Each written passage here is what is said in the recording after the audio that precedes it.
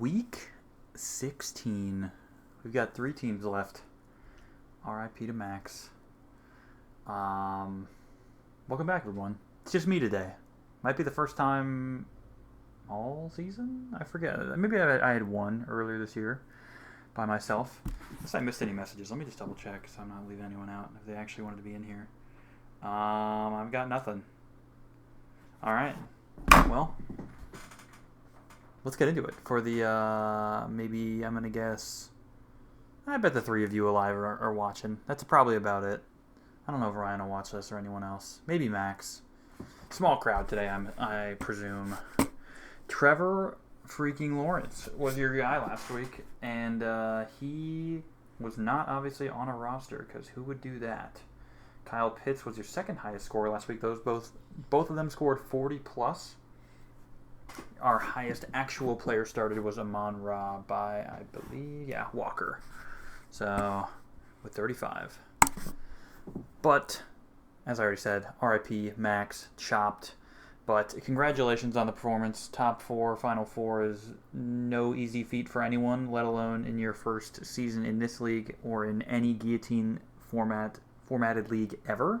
So, good stuff. I'd say he did pretty well. I think maybe there's a couple moves here or there he could have done better, but there's not a lot of negatives, I say, to take away from his season. I'll still look back at the Mahomes bid and say that was a lot of money. I kind of actually, was it 15, 25? Something that at the time was a little bit expensive, but he was performing well, so you could warrant it. But, it's hard to, it's risky spending that much on anyone, really. I don't have anything else that pops off the page as a sort of bad move he made this year or anything that kind of resulted in his death. But he ran out of budget a bit early. So maybe if we were to do that again, he'd be a little bit more frugal with how he spent it later in the season. But counterpoint is it probably got him to the Final Four. So it's really hard to win this league. You just have to kind of get lucky. You can't. There's no perfect strategy to it. You could be like Fleming and just be the lowest projected scorer for the entire season. Other than like Mitchell for that period. Like Fleming's been in the bottom like quarter of projections, it feels like, all year. And it just doesn't matter. He's still here. Grim Reapers. It's getting kind of interesting here. We got 2 new ones, but any new Grim Reaper that pops up and joins the 3 category from 2 means they're locked in at 3 because they're staying on the roster. So Saquon and Trey McBride join the mix here. The only 3s that are still rosterable are the ones above that. So the Bills D and up. And, obviously no one's rostering Xavier Worthy, Travion Henderson. I mean, I could start looking at some of these. Are they rostered? Travion Henderson, I believe, is rostered. Fleming is starting him, so he's a candidate to move up to 4 and be your quote-unquote King Grim Reaper. Walker with Amon-Ra. Josh Jacobs is with also Walker. Ferguson, I'm going to guess, is not. Ferguson is not. Cortland Sutton, I'm going to assume not. By the way, let's look at Cortland Sutton for a sec. For me and Ryan's bet. Yeah, for me and Ryan's bet where I said he'd score more than 4.5 every week for the rest of the season, besides the first week after we agreed on that deal where he scored 3.9, he has scored more than 4.5 every week. So, suck it, Ryan. I was just early. And Bills D, also with Walker. So, a lot of guys on Walker's team, if Walker were to die, could be up there for the head Grim Reaper. But yeah, just kind of, it is kind of random at this point, so you can't really actually blame the player all the time. Like Amon-Ra doesn't really deserve to be there, other than when he got hurt. Top 25% of week 15, that is just Walker. He was the top scorer, and he put up 195. I didn't check back at the historical records. That is either second or third all time. I'm going to say second, and number 1 this year by a pretty large margin. So, a hot week from Walker. Getting his 4th star on the season, almost already winning his buy-in from first place finishes. Bottom 25%, week 15, it was these guys. And I did not adjust that average score. That is not correct. Average score, I mean, they both scored like exactly 129. So 129. So whatever that is, it's up from 91. Like probably 30% would be like 120. Yeah, 33%. That's my top of the head math. All right, let me see how right that is. 129 minus 91 divided by 91. 42%. I'm terrible at math. 42% up. The floor went way up, as it should. When there's 4 teams left, and Fleming picking up another trash can. No more trash cans to be given out. Just first place crown, second place nothing, third place eliminated this week. And our box and whisker, the good old box and whisker. It was a tight bunch here between Fleming, Jack, and Max. You don't even technically. It was Max is the real lowest score there. It really should be labeling Max the little. What color is that? Like magenta circle squeaking out from under there. And then Walker way up there. You almost could have called it an outlier, but they didn't. But yeah, that is the highest score since Jack's 2 high-scoring weeks in weeks 10 and 12. So, good stuff from Walker. Waiver wire, didn't feel like grabbing the screenshots, but ultimately they're all $0 bids. Jack did not bid on anyone. He picked up people after the fact. I don't know if that's because he forgot or just didn't want anyone, but then that next morning did decide he wanted someone. Because Jack picked up Brissett and Michael Wilson morning after. I believe it was the morning after, but after waivers ran. This is the order they showed it on Sleeper, so I believe this is this would show the, in theory, priority that people bid. Walker wanted the Bills D, so he got him. No, the fact that Walker got the first bid, or at least in the ordering of how Sleeper showed it, wouldn't make sense because Fleming would get priority. Unless I'm wrong, because Jack was saying I'm understanding this wrong, and that it's based off of who got the last waiver claim.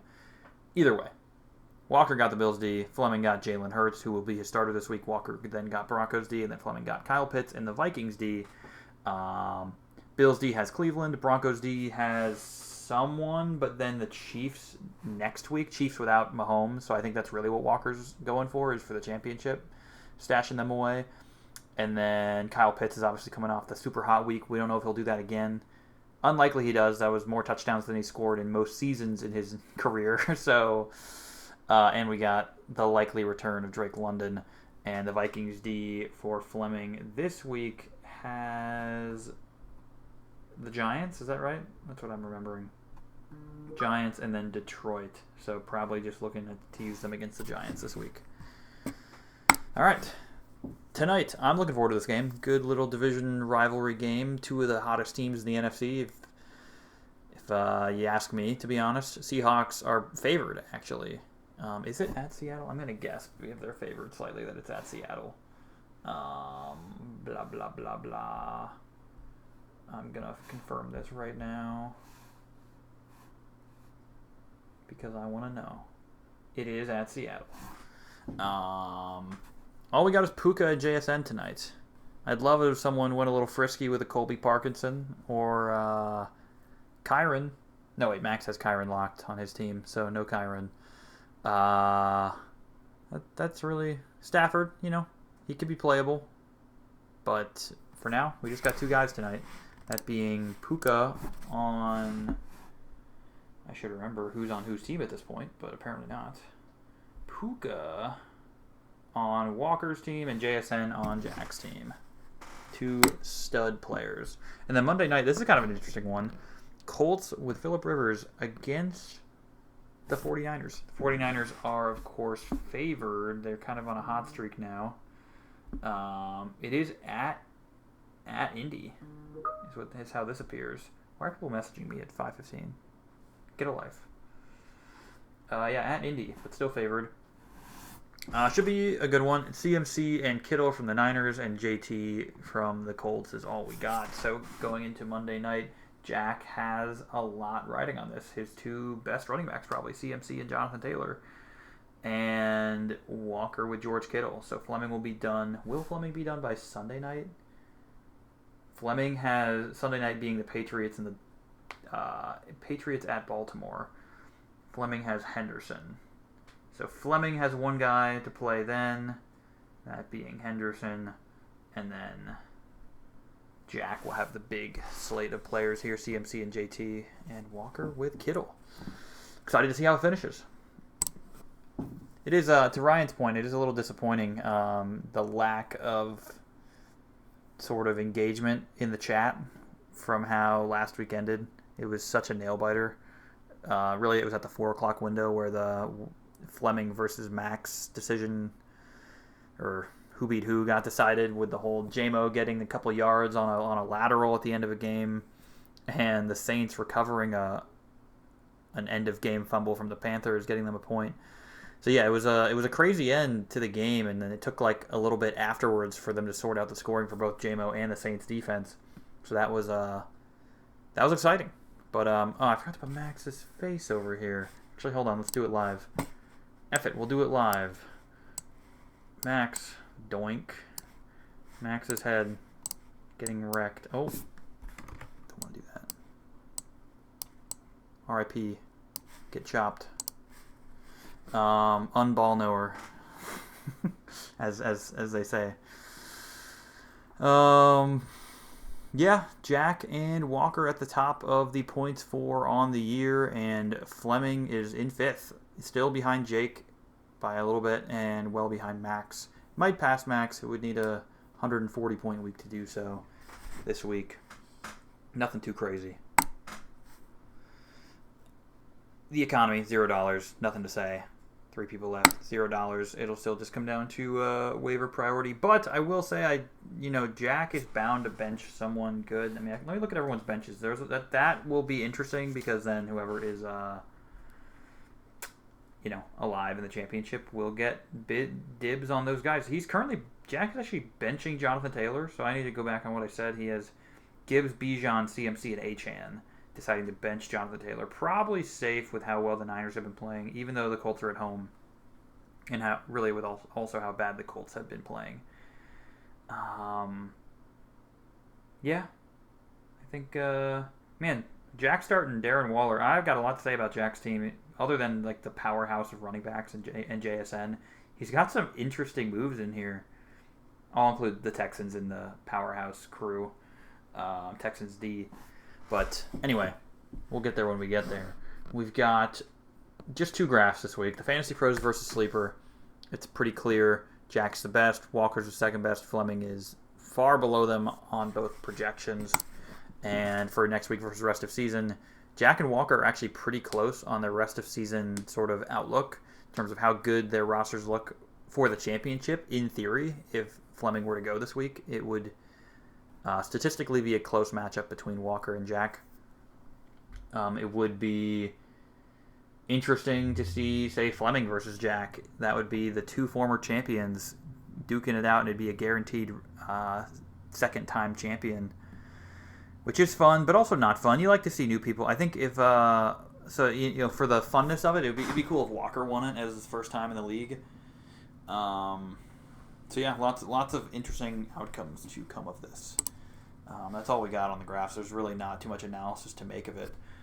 Walker's team last week, picking up his 4th crown or stars. We said 195. Amon-Ra with 35. Cook with 30. Josh Allen 25. A whopping 90 points from those 3 guys alone. That'll help. That means the other 6 guys got 100. So just really strong performance all across the board.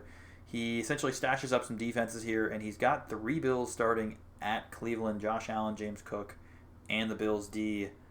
I know Ryan, we talked earlier, like the Bills D, they're done. Like, we're not, who's going to keep starting the Bills D? But Jake did when he died, and Walker's picked him up for Cleveland. If Cleveland were to have a good game, and this were to be, say, a bad game for the Bills, it'd be a bad week for Walker. So that's always the risk you take when you put a lot of eggs in one basket. But he's willing to do it, and I respect it, because if it goes well, then it probably goes really well. And he probably makes it to the championship. But pretty strong looking crew here. Yeah, let's do it. Jack. We've got Bijan being his top scorer last week. Stafford, Eagles D. Defenses, whenever you can have a defense score really well for you at this point in the season. To me it seems like there are going to be those high teens, 20-plus point scoring defense every week. and they're all available pretty much. So, other than the one that's locked on Max's roster, that being, by the way, the Saints defense. So no worries there. And like Fleming last week, I think his defense got 0. I think he started the Niners defense and they got 0. Which, by the way, if the Niners defense is going to get 0 against, I believe, what was considered a favorable matchup, maybe Jack should be starting Jonathan Taylor against the Niners. It was Fleming last week, Niners defense against Tennessee. And Tony Pollard kind of ripped them. Isn't that what it was? Who's starting Tony Pollard in the championship is the real question. Or not the championship. This week. Or the championship. They got KC this week, so maybe not. But Pollard is the guy who's on a heater right now. Top 10 RB 2 weeks in a row. RB2, RB9. Over 100 yards on the ground. Averaging 7 yards a carry across 40 carries over the past 2 weeks. Who's not starting that? Who's not starting that? That's against Cleveland and San Francisco. At Cleveland, at San Francisco. Maybe Ryan, I will take my victory lap on Pollard.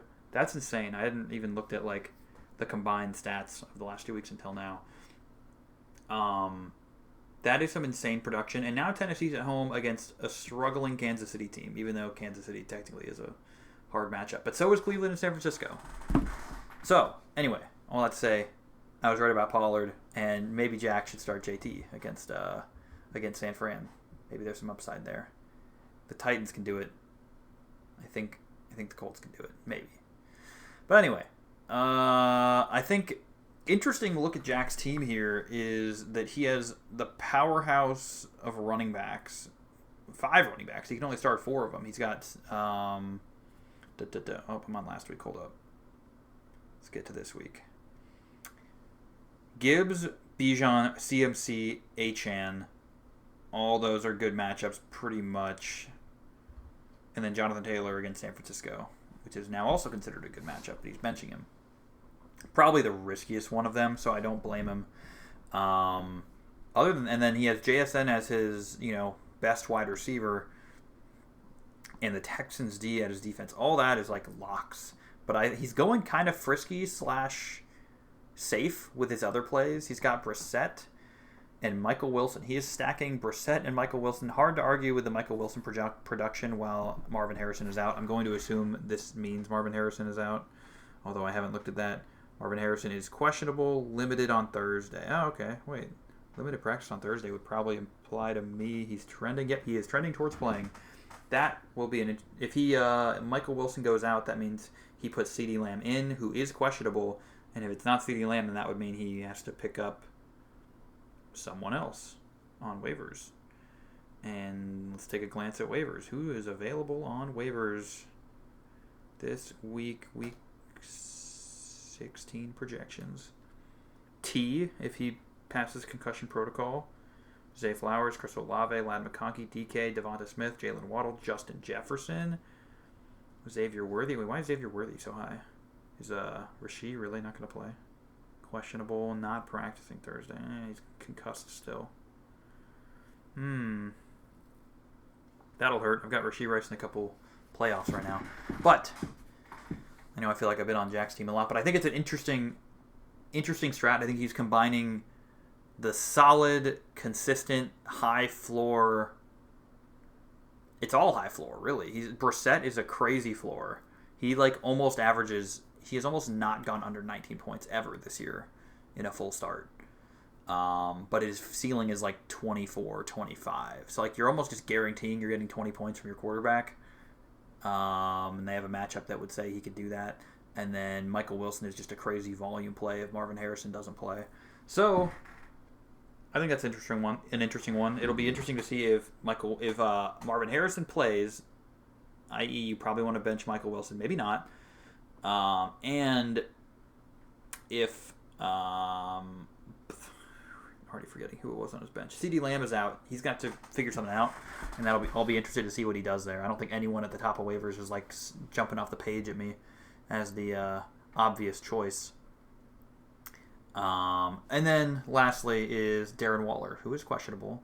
And we're going to have Quinn Ewers throwing him the ball against Cincinnati, so you're hoping that that's a favorable matchup, and that Waller can just get 2 touchdowns again, like you would probably expect. I think Waller is your frisky play. It seems everything else is like you're going super safe. You have your obvious safe, you have your not so obvious safe like Brissett and Michael Wilson, and then Darren Waller, the frisky play. All right. I think I've talked enough here.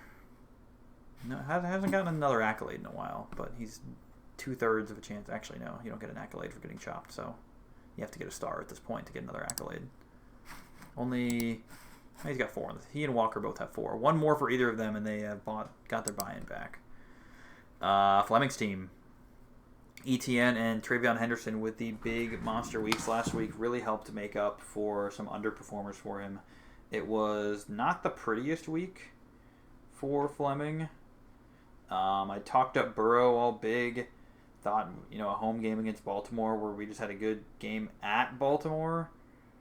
I thought Burrow would be better. I think no one is denying that was one of the worst games he's played. I don't really know why. I've been listening to a lot of his press conferences this week, so there's a lot of speculation about his happiness in Cincinnati, rightfully so. But I don't know. He just admitted it was a bad game. He'll bounce back.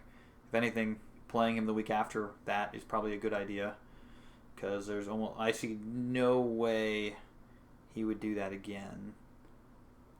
He's the type of guy that would bounce back, and Miami's not a hard matchup. But understandably, he's off the roster. He's on waivers. Fleming is going to go with Jalen Hurts.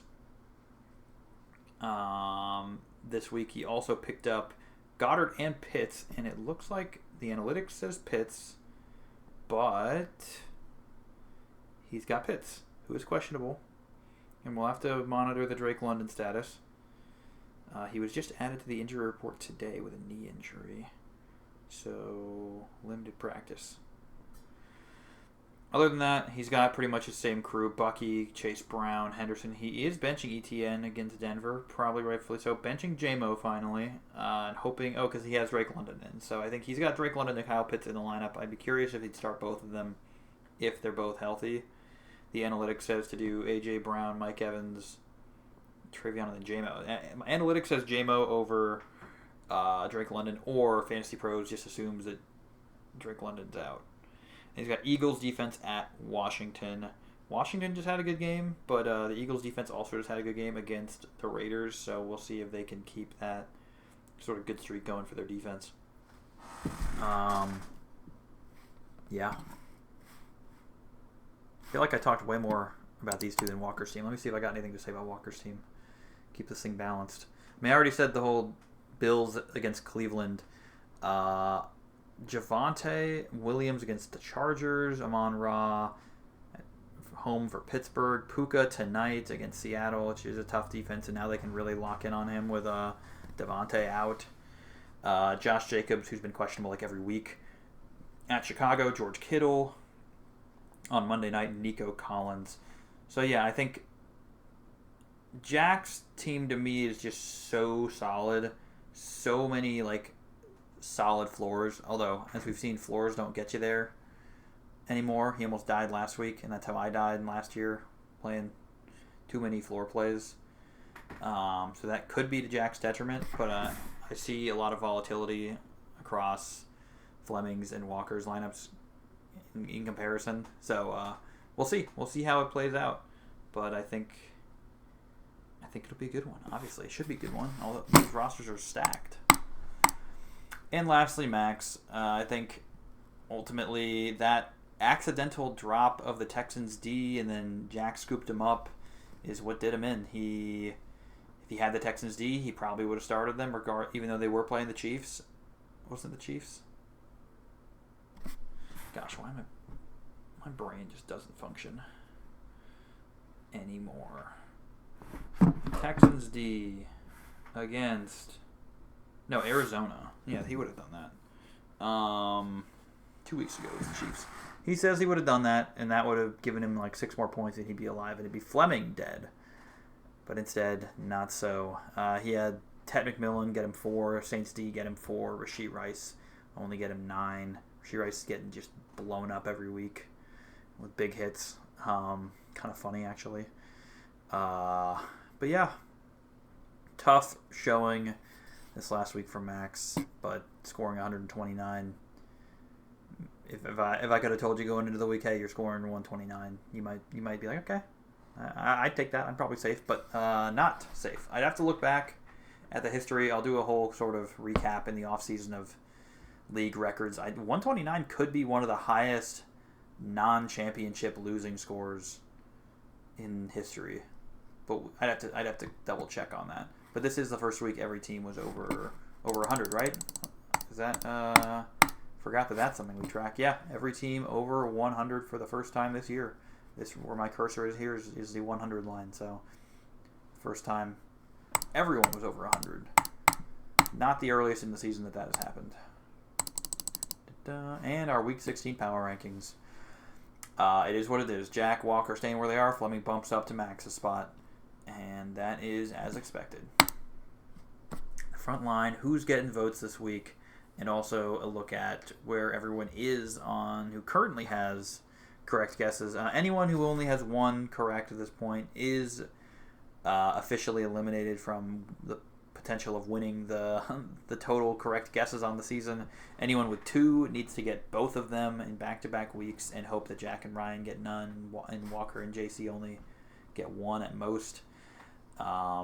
Jack and Ryan in the lead with 4. I had it honorable of Jack to call out that I had it wrong last week. He did not get it right. I got it mixed up between the 2 polls that were out there. But he did get it right this week, so now he is officially at 4, tied with Ryan. Walker and JC at 3. Walker moved up, I want to say, this week to 3. And then Mitchell and Potter both moved up to 2 with an outside chance of tying for the lead. I know I didn't set a rule for a tiebreaker, but, and I think in the sake of fairness, because I didn't specify a tiebreaker, I'll probably split that pot. I think it was $20 or $30 going to the winner of whoever gets the most right. If it's a tie, it'll be a split. But I think the best way to do it would be who had the earliest week projected right. Like if someone guessed the elimination in week 1, that is weighted higher than who guessing the elimination in week 10. So if Ryan, I think Ryan I actually don't know who would be the winner there. Let me check real fast. Pull it up on my other screen.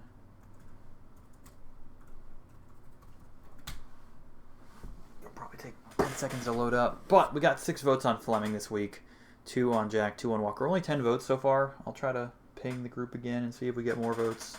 Or not. Your loss. I already gave everyone the reminder. It does, if someone that's up here ends up not voting, that is useful to those around them in terms of getting ahead of the group.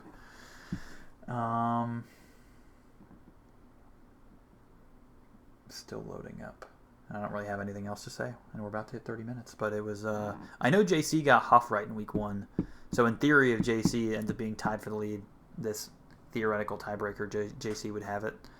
But like I said, because I did not state this previously, I don't think I can go forward with that tiebreaker.